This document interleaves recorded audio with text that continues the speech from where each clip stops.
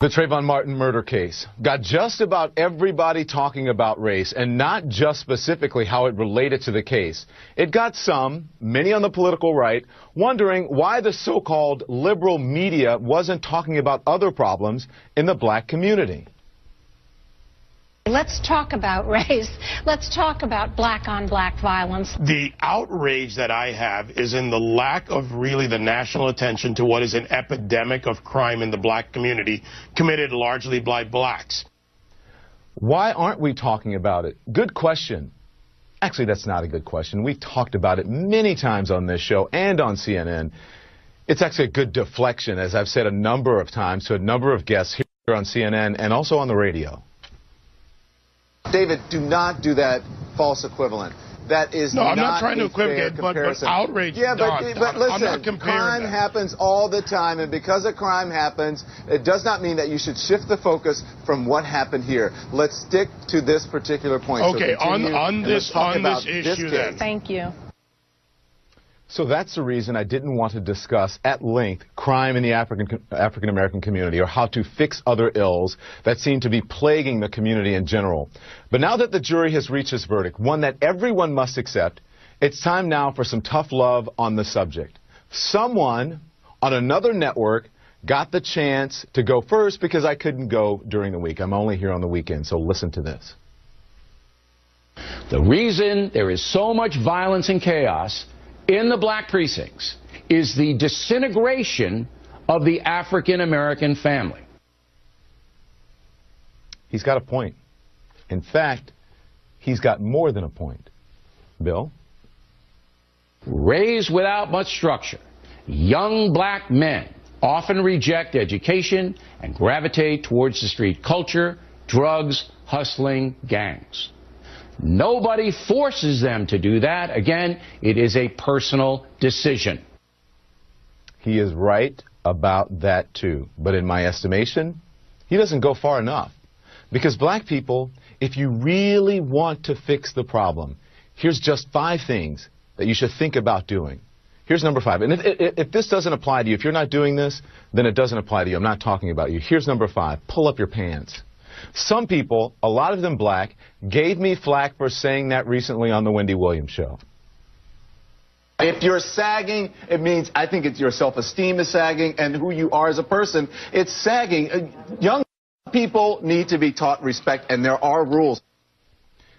Sagging pants, whether it's Justin Bieber or no-name Derek around the way, walking around with your ass and your underwear showing is not okay. In fact, it comes from prison when they take away belts from the prisoner so that they can't make a weapon. And then it evolved into which role a prisoner would have during male-on-male prison sex. The one with the really low pants is a submissive one. You get my point? Number 4 now is the N-word. For our generation, what we did was we took the word and we took the power out of that word. We took this word and we made it into poetry. I understand poetic license, but consider this. I hosted a special on the N-word, suggesting that black people stop using it, and that entertainers stop deluding yourselves or themselves and others that you're somehow taking the word back. By promoting the use of that word when it's not germane to the conversation, have you ever considered that you may just be perpetuating the stereotype the massa intended? Acting like a nigger. A lot of African Americans took offense to that too, and I wondered if I gave the right advice. I really did. But confirmation came the very next day on my way home when I exited the subway on 125th Street in Harlem. This little kid in a school uniform, no older than 7 years old, he was crying his eyes out as he walked down the sidewalk with his mother. I'm going to be honest here. She turned to him and she said, "I'm sick of you. You act like an old-ass man. Stop all that crying, nigger." Is that taking the word back? Think about that. Now, number 3, respect where you live. Start small by not dropping trash, littering in your own communities. I've lived in several predominantly white neighborhoods in my life. I rarely, if ever, witness people littering. I live in Harlem now. It's an historically black neighborhood. Every single day I see adults and children dropping their trash on the ground when a garbage can is just feet away. Just being honest here. Number 2, finish school. You want to break the cycle of poverty? Stop telling kids are acting white because they go to school or they speak proper English. A high school dropout makes on average $19,000 a year. A high school graduate makes $28,000 a year. A college graduate makes $51,000 a year. Over the course of a career, a college grad will make nearly $1 million more than a high school graduate. That's a lot of money. And number one, and probably the most important, just because you can have a baby, it doesn't mean you should, especially without planning for one or getting married first. More than 72% of children in the African American community are born out of wedlock. That means absent fathers. And the studies show that lack of a male role model is an express train right to prison. And the cycle continues. So please, black folks, as I said, if this doesn't apply to you, I'm not talking to you. Pay attention to and think about what has been presented in recent history as acceptable behavior. Pay close attention to the hip-hop and rap culture that many of you embrace, a culture that glorifies everything I just mentioned, thug and reprehensible behavior, a culture that is making a lot of people rich, just not you, and it's not going to. That said, though, the political right is not off the hook. If conservatives are so concerned about black-on-black crime, it's a little concerning. The only time I hear them talking about it is when they want to stick it to the black community. And that's today. What's up, everybody? You're listening to Obsidian Radio, the voice of the everyday brother. And it is Tuesday, January 9th, 2018. Welcome to the program. Glad you can make it, and thank you for listening. I appreciate it. 9 minutes past the rush hour, 34 degrees here in the Delaware Valley, in the city of brotherly love. The 215, the Illaduff home of yours truly, the old man. Back again is the incredible. And this morning, before we even get started, got a couple things to get to.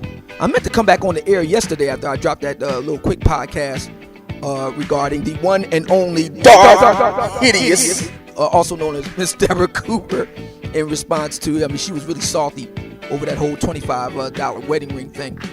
And I meant to come back and do some, there we go. I meant to come back and do some more podcasting. And, but I tell you the truth, man, it was really cold yesterday. And back was hollering at a brother. So I decided to go ahead and just take a break, take a powder, and just, lay low for the rest of the day and rest up and, just do that. And so the temperature is really like rising this week. It's 34 degrees right now. It's supposed to go up to like 35 or something like that today. And it was supposed to snow today, but I guess the weather situation changed. And so we got temperatures going up into I think it's like the low 60s by the end of this week. So that's a very welcome respite for yours truly, man, because that cold snap that we had, man, that was tough. That was tough. But in any event, we're back here. And before we even get started, I just want to let everybody know that this hour of Obsidian Radio is brought to you by the generous support of listeners just like you. And on that note, I have to go over here and look at the stats here.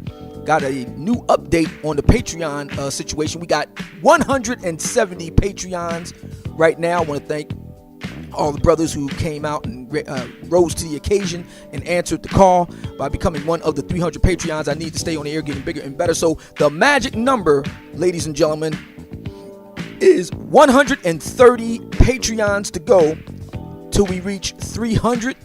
And we really could use your help. Looking for 300 Patreons, 300 stout-hearted brothers to step up to the plate and support the show, because this is a program that does not receive a thin dime of Google or AdSense corporate funding, none whatsoever.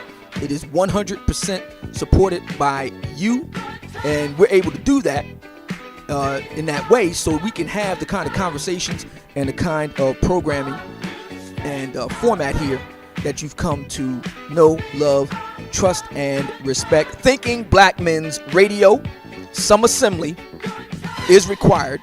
So if you want to be down, you know what to do. Head on over to the Patreon page right now, www.patreon.com/more Mumia Obsidian Ali. Do it now. You'll be glad that you did. The magic number is 130 Patreons. I want to get this thing done by or before the end of the month so we can have our funding situation secured here in 2018. All right, let's get to today's program. A number of you have been contacting me, emailing me and texting me and, inboxing me and tweeting me. By the way, you can follow me on Twitter. I do have a Twitter. You can follow me there at Obsidian Files, all one word, Files, at Obsidian Files on Twitter. And a number of you have been asking me what my thoughts were on a story coming out of the Lone Star State, Dallas, Texas. And in relation to a talking point that I often go into here at Obsidian Radio, and that's dealing with the baby mamaism issue. So last year, many of you may be familiar with a podcast that many consider an Instant 5 mic classic, where in which I laid out the reasons why I refuse to be the cleanup man. And as you can see with the title of today's podcast, you see there that this is the 2018 version. Why I refuse to be the cleanup man 2018. This is the 2018 version of that same topic in relation to the following news story. Let's read this news story that so many of you sent to me. Coming from the Dallas Morning News, dallasnews.com. Hundreds of volunteers man up for Dad's breakfast at South Dallas School. Written by Cassandra Jaramillo on December 12th, 2017. Ms. Jaramillo writes, Billy Earl Dade Middle School in South Dallas wants to make sure students have a male mentor available for its first Dad's breakfast. And thanks to the response from the community, the school is no longer in need of male volunteers for its Breakfast with Dads event at 8:30 a.m. December 14th. Nearly 500 volunteers have contacted organizers to help with the event on Thursday. School administrators and the event organizer, the Reverend Donald Parrish Jr. of True Lee Missionary Baptist Church, were working to have mentors for students who might not have a father at the gathering. When a young person sees someone other than their teacher take interest in them, it inspires them. That's what we want to see happen, Parrish said. These kids all need the support they can get to be successful. Stop right there. Now, at this juncture, I want to give a shout out to Uncle David Carroll, one of the elder statesmen here, the Brother Man Regiments here on Black YouTube, Black social media commentator, and social critic. And one of his major foci, if you will, of his work is focusing on the fuckery that goes on with regard to the black church. Now, that's not necessarily my area of expertise, but I understand what he's talking about. And, there's all kind of fuckery there. But one of them is the fact that these pastors, these black pastors and all the rest of it, they are giving a pass to black women, baby mamaism, and of course, black female fuckery. They don't say anything about this issue. And that goes into the pie chart that you see that accompanies this podcast. For those of you that are in front of your computer and you're not mobilizing or anything like that, you can see what I'm talking about. We have, yet again, in the era of quant here, we have our pie chart. We're going to be getting to that in a moment. And I agree with Uncle Dave. He's correct. A number of my listeners have brought to my attention the same issues, and I agree. If you don't deal with the fuckery in the black church, all is lost. So why is this man, the Reverend Donald Parrish of the True Lee Missionary Baptist Church, why isn't he taking the same position that I'm taking? I mean, how many of his parishioners at that church, how many of them are baby mamas? Something tells me that it's a significant percentage, like way over 50%. Let's continue. Now we have here a tweet by a Christina Chad Dove, and she says here, please share Men Needed on next Thursday, December 14th at 8:30 a.m. at Dr. Billy Earl Dade Middle School. We will host Breakfast with Dads. The reality of a great event like this is a lot of our kids will not have a dad present. but there is nothing like having a male present in the form of a mentor. We are in need of at least 50 or more additional male mentors who can devote 1 hour of their day Thursday morning this week to this cause. And she goes on from there. Correction, that was on her Facebook page. So this is what goes on all the time in Black America, ladies and gentlemen.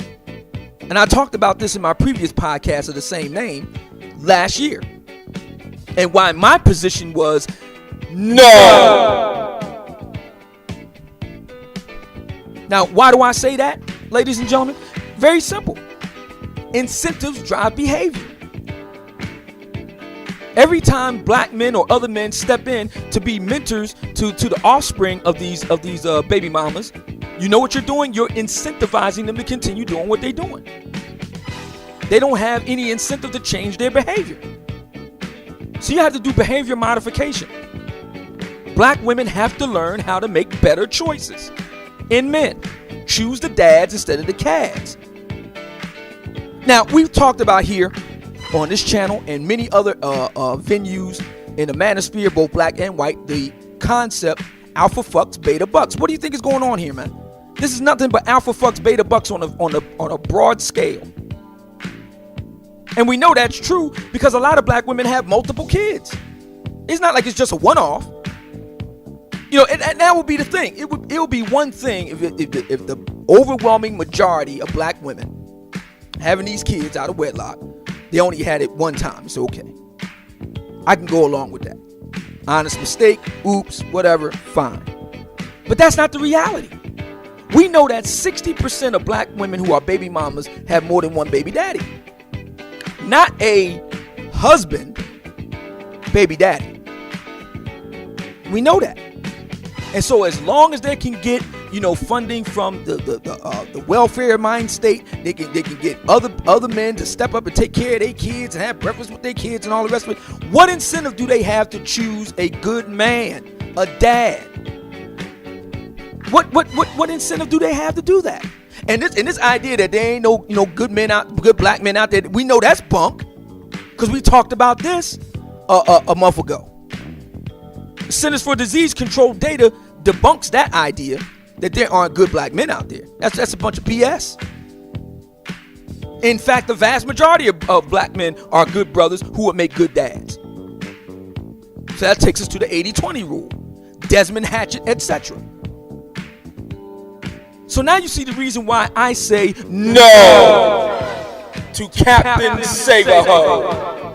Because when you go and volunteer and do these things, you are incentivizing these sisters to continue doing the same dumb shit over and over and over again. Now you understand the reason why I voted for the 45th President of the United States and leader of the world, and Mr. Donald J. Trump, who I might add, by the way, is turning around the economy in big ways. We're going to be talking about that here on the show as well. Barack Obama Jr., eat your heart out. Now you see the reason why I voted for him. And not only did I vote for him, I did it on the basis that I knew that he was going to institute cut. We have to force black women to make better mating choices. Choose the dads. No alpha fucks, beta fucks. No, you need to be fucking and sucking the dad guys. That's who you need to be fucking and sucking. Yes, I said it. You need to get the boring as fuck guys. I'm looking at you, dog idiots. She always talking about the reason why these guys always complain. They ain't got no edge. They don't have no swag. Oh, I get it. You know, I'm no stranger to the kink. You know, there's sisters out there that need that danger element. Danger. I get it. If that's how you roll, go ahead and do that. Just understand that when you play with fire, often you get burnt. And I'm not going to give you no first aid. No. Where's my echo box at? No. You made your choice. Now you're just going to have to deal with it. Go down there to Rite Aid or whatever and get you some ointment for that.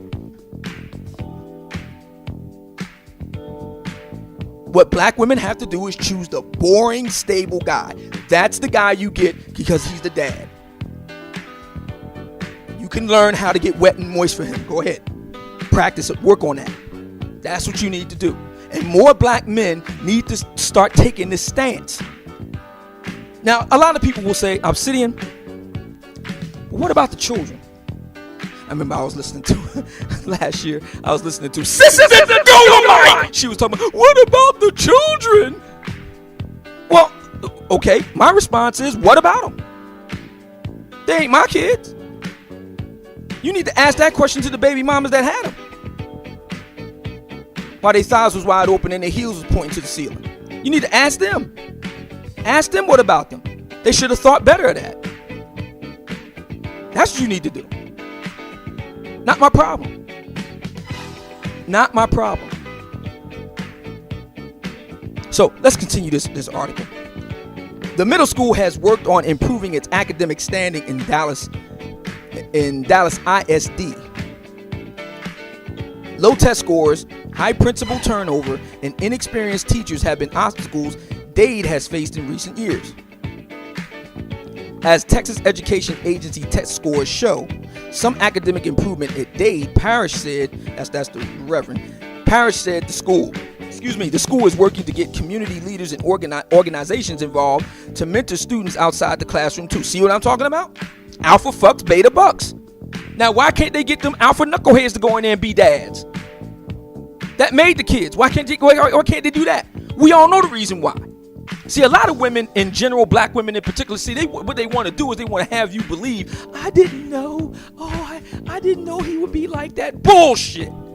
You knew exactly what he would be like. You knew that he was going to deliver some good pipe. That's it. You know good and goddamn well that he ain't no dad material. Well, so whose fault is that? You took all the risk. You got to have a nigga with some edge, some swag. Danger. Okay, great. I'm like my man in the movie Michael Douglas in Falling Down. Remember that scene in the on the golf course? And the old guy hit him with a golf ball. He took out a shotgun. And the dude had a heart attack. And he said, what's wrong with you? I need my pills for my heart. You need pills for your heart.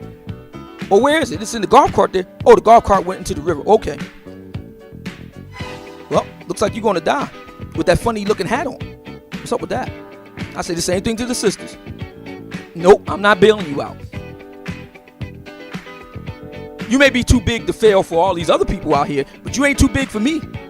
You ain't too big to fail.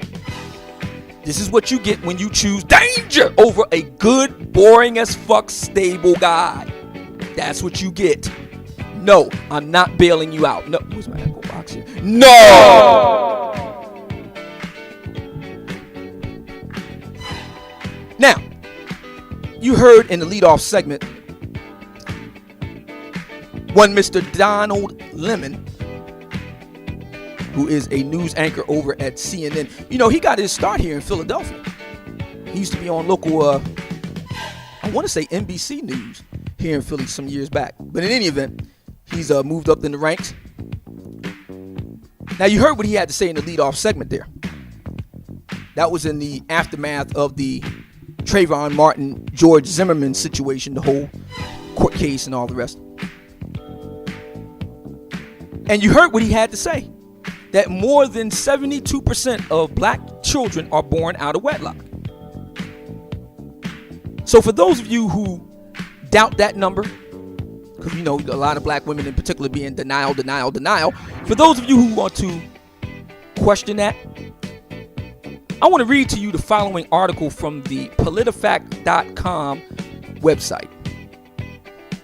CNN's Don Lemon says more than 72% of African American births are out of wedlock by Louis Jacobson on Monday, July 29, 2013. Jacobson writes, in the middle of a national conversation about race following the George Zimmerman acquittal, CNN anchor Don Lemon gave an on-air commentary that went viral on social media. The focus of the commentary was a 5-point list of recommendations. Black people, Lemon said, if you really want to fix the problem, here's the 5 things that you should think about doing.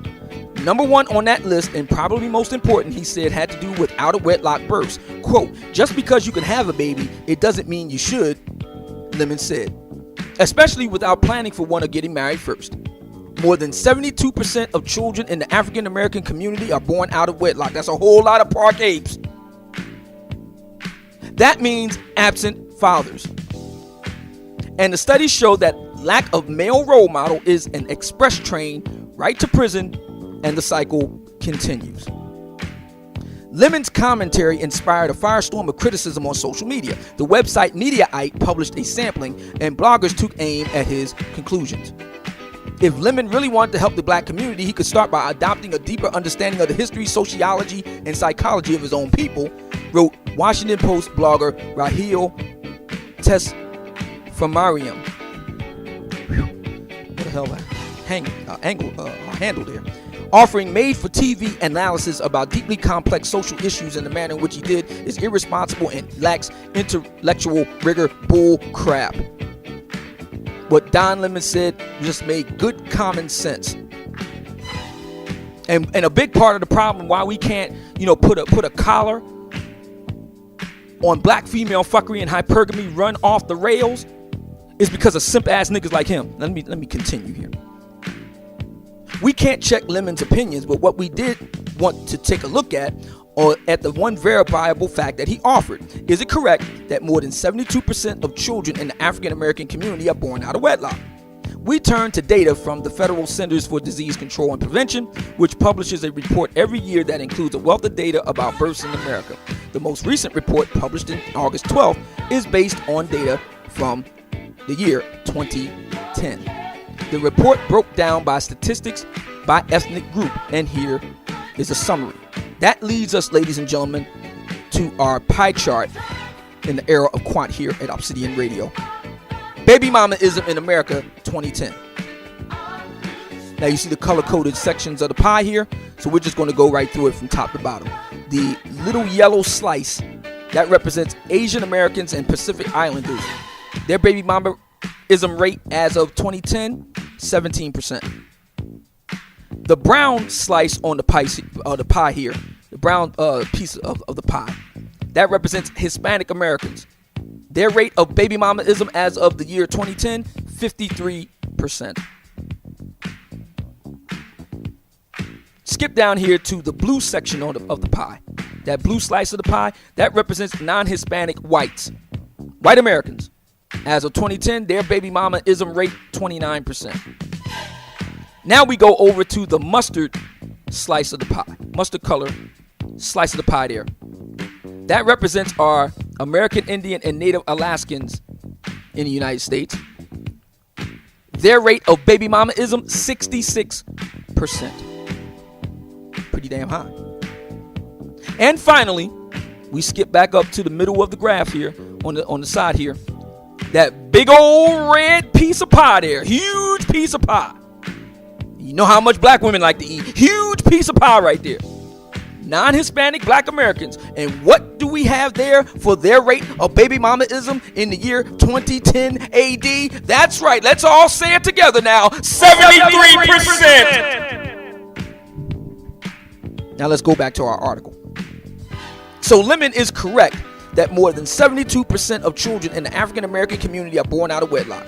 To make sure we weren't missing something, we asked two population experts, Tom W. Smith, a senior fellow at the National Opinion Research Center at the University of Chicago, and Douglas Massey, professor at Princeton University's Office of Population Research, and they agreed that the statistic is the best available. Lemon did overreach somewhat when he went on to say that the 72% of out of wedlock figure means absent fathers. The 72% figure refers to children who are born to women who are not married. It would, however, include unmarried couples in which the father is present. That said, the rate of African American children living in single-parent homes is almost as high as the rate for non-marital births. And he goes from there. The article goes from there. You can see the whole thing for yourself. I'm going to skip to the end. Our ruling. Lemon said that more than 72% of children in the African American community are born out of wedlock. Federal data confirms that 73%. Let's repeat that, shall we? Federal data confirms that 73% of African American children growing up in single-parent households are slightly lower at 67%. Finally, black children counted in these statistics may have contact outside of the household with their biological father, but Lemon's statistic was accurate and re-rate his statement true. That, ladies and gentlemen, comes from the PolitiFact.com website, winner of the Pulitzer Prize. They went back and fact-checked what Don Lemon had to say 5 years ago in the wake of the Trayvon Martin shooting and the George Zimmerman trial, and his remark that more than 72% of black children in black America are born to baby mamas. They determined that what he said was true. And if you will kindly recall, ladies and gentlemen, in a previous podcast that I did, it'll be in the links in the comment section below, where we also went to the Centers for Disease Control data and found that not only are 43% of black men in the United States currently childless and unmarried, but we also found that an additional 27% of black men are baby daddies. That is to say, they too are unmarried, but they do have children. So we know for a fact that it is a minority of black men who are baby daddies. We know this. It's a fact. The idea that black women like to promulgate and have been getting away with near impunity for the past few decades, that there is some kind of great shortage of black men with whom to partner with and mate with, is utter and complete bunk. It's bunk. We know what black women are looking for.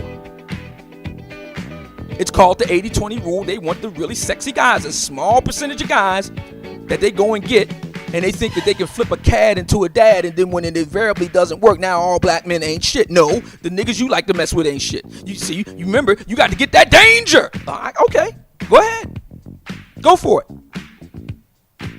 Just understand that when you get burnt, you're going to be there by yourself getting burnt. Because I'm not doing a goddamn thing. I'm not doing shit. I don't do anything for women that's not giving me some kind of reciprocity. They're either helping me get paid or they're relieving the pressure in my pipes. That's one or the other. Pick one. This ain't a charity. I don't know what you think this is. This is not the Salvation Army. This is not a charity. No. And more black men need to start standing up on this. More black men need to start standing up and tell these broads, no! Would you like to be part of this breakfast for dads at the school? No! Would you like to come on down and, and mentor the kids and speak to them about how to be a tradesman? No! Obsidian, would you like to help us, put together a Little League Pee Wee football league? No! Little League baseball league? No! Little League boxing? No! Little League karate school? No! Hey, Obsidian, would you like to help us with these kids, put something together for the block party? No! That's how you have to do it. Ask them to get their baby daddy to do it. Matter of fact, you know what you should do when the women approach you with this stuff? You should say, well, what about your husband? Oh, well, you don't have a husband. Well, that's too bad. I have other plans. Don't let these broads try to, shame you, because that's black women are famous for that. Try to shame you into shit, try to use shaming language. You're selfish. Yes, I am. Yes, I am. I look out for my own interests, just like you was looking out for your own interests when you made those little park aplets. You wasn't thinking about nobody else. You was thinking about getting your nut. And you did. Now you have to deal with the aftermath. Not my responsibility, not my problem. I am not obligated. I'm not put here on this earth to be your beta bucks guy after you get your alpha fucks. No. I'm not doing it. No. The answer is no. Matter of fact, I'm really good at cutting broads off at the pass. As soon as they like look at me or whatever, I just adopt the look on my face. The look on my face says no. So they only, I've done it so well over the years. They don't even come at me no more. I don't want to be bothered. There's just no excuse, no rational excuse as to why black women cannot choose good black men to be fathers for their children. Not after the fact.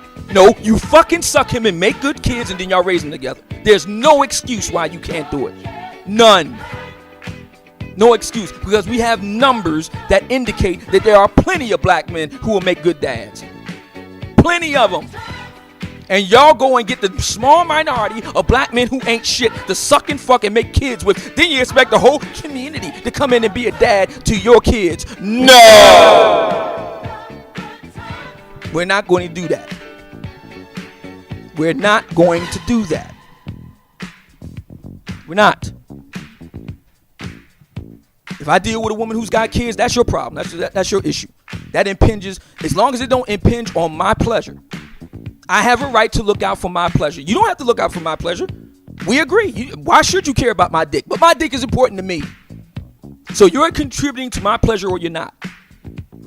You got to have your kids. They got to go babysit or whatever. Go talk about that with their baby daddy. Can't he babysit them? Oh, you didn't choose right. Oh, whose fault is that? How's it my fault that you didn't choose the right man? How's that my fault? You didn't consult me first before you made him. But now you want me to come and play Captain Save him. No, I'm not doing it. No. Black women have to experience cuts. Black women have to experience more black men who have the balls and the adamantium spine to say no. No, I'm not going to do it. No, it doesn't help. Because see, that's the other thing, and I've talked about this before. You gotta look at outcomes. And all this stuff doesn't work in the long run. You get some little small incremental benefit in the here and now, but it doesn't work in the outrun. We know what works in the long term. We know what works. Force black women to do what works, or force them to deal with the consequences. That's how it should roll. Now, I've been told I said this before on the show, I've been told by black women so many times to the point where, if I had $1 for every time I was told this by black women, I wouldn't need to be doing this podcast show. I'd be somewhere in the Caribbean, get my back rubbed. Told by sisters, you're the man I should have had my children with. Well, why didn't you? I'll tell you the reason why. Oh, he's too short. He blue collar. Now you see what's going on. Now you see. Whose fault is that? So, when these sisters say, I'm a mama and a daddy to my kids, you just ought to be. Because you mess around with me, you won't get no help, no assistance, nothing. And if you deal with me, you know what it is. It's about my pleasure. You look good for me. You do things on my timetable. You don't want to do it? No problem. There's the door. Good luck with whatever. Good luck with that. Next. Yeah, I'm vicious with that too. I did one social experiment. This is years ago, many years back. I did a social experiment just to see what I could, do. And so I just, assembled 100 black women that I was going through. That I would meet them at cafes and stuff like that. And I would just, read off a bullet list of questions and points. And a lot of black women like to call themselves getting indignant. And what I would do, I have a killer poker face. Like no emotion or nothing, just straight monotone. So when they get like that, I'll say, okay, you're excused. Then they get over here to number 45623. Yes, that will be you, madam, in the velvet catsuit. Please step forward. And I just read my battery of questions. And I'm looking to see, it's like my version of the, you ever see Blade Runner? It's my version of the Voight-Kampff test. I'm just asking questions to see at what point does the black female fuckery jump out of their chest like the alien chest burster. I had a ball doing that shit. And it's so easy to get black women to go too, man. That's the other thing. It's so easy to do. So, somebody that's mischievous like me, man, have a ball doing that shit. But in any event, I'm getting a little sidetracked. My point being is this. You have all these dudes turning out for this stuff. And they're not thinking. And what they're doing is they're fueling black women's alpha fucks beta buck strategy. I refuse to do that. We don't have nothing to talk about if you're not in my mirror offering the appropriate propitiations to the black monolith. If you're not doing that right off top, we don't have anything to talk about. Unless it's business, in which case we can make money. You can make me some money. We can do that. But if we ain't doing one of those two, there's nothing for us to talk about. There's really nothing to talk about. I literally have no use for you. I'm not put on this earth to be a mentor to somebody else's kid. No. Not going to do it. Not going to do it. So there it is, ladies and gentlemen. Once again, the truth and the facts, dispelling the lies, the bullshit, the black female fuckery that so many black women put out. And while it's true, let me just go ahead and address this, because it's baby mamaism. Everybody's got it now. That's true. You're right. But nobody got baby mamaism the way black America do. Nobody's a bigger baby mama than black women. And I mean that literally. And the antidote to that is to change the incentives. When black women figure out that it's a lot more painful than it is beneficial to have kids out of wedlock, believe me, they will change their behavior. Believe me. Believe it. They will change it. But what's going to be required to do it is that more black men are going to have to find their steel. More black men are going to have to pull up their motherfucking nuts and sound off like they got a pair. You know how to do it, fellas. Let's all say it together. Repeat after me. Look at me. No! And you stand firm on that no matter how much shaming language and BSery that black women and these knucklehead pastors and the society puts on you. No. Your job was to find a good man to have kids with. You see, a lot of black women like to try to do the double dip. Get the hot, sexy guy and then get the CAD guy to do all the hard, heavy lifting. Fuck that. No. Not going to do it. No. Tell these hoes no. Tell those simps no to Captain Save-A-Ho. Tell them that. And you can tell them that I sent you. They don't like it, come see me. The buck stops here if they don't like it. Now I'm done with this segment. You're listening to Obsidian Radio, which is 100% supported by listeners like you. And if you like what you heard on today's podcast talk show heard only on YouTube, then what the heck are you waiting for? Put 5 on it and become one of the 300 Patreons I need to stay on the air getting bigger and better. All the details are going to be over on my Patreon page, www.patreon.com/Mumia Obsidian Ali. Do it now. You'll be glad that you did. For those who wish to become private PayPal donors and become soldados in the invisible army here at Obsidian Radio, all you need to do is hit up yours truly first at the Obsidian Files at Hotmail or at gmail.com. Put in the subject line donations, and I'll be sure to walk you through from there. $5, $5,000, you give whatever you think the show is worth on a recurring monthly basis. And when you do, you then go down on the mailing list to be the recipient of the exclusive and official Obsidian Radio newsletter. That's my main way that I communicate with my troops out in the field. All kinds of stuff that goes on behind the scenes that I talk about there, and I send out links to previous podcast classics that I've done and all kinds of stuff that I do with the newsletter. So, and I send them out early and often, at least a couple a week, sometimes as many as once a day, several times a day. It all depends on what I got going on, my own mood and stuff like that. So you want to be on top of what's going on there. Also, that way you don't have to rely on YouTube, because you're getting it direct from me. Got a lot of really nice features that I'm working on to have for my premium members as well. So that's how you want to get involved. Like I said, we got the 300 Patreon drive. We are now at 170 Patreon, so that means the magic number is 130. Come on, fellas, we got to get this thing done before January 2018 is out, so we can focus on dealing with the things that you come to know, love, and respect here at Obsidian Radio. I really appreciate that. Please don't forget to like, share, and subscribe this and other channels in the Obsidian Media Network and universe. Don't forget to bang the bell so you know what yours truly's got back in the kitchen working up for you. And finally, please don't forget to share this podcast with a brother that you know, love, and respect. The life that you save may very well be his. My name is Mumia Obsidian Ali, and I approved this message. You fake the funk, alpha fucks, beta bucks, bitches. Please stay tuned. We are going to come back. Peace.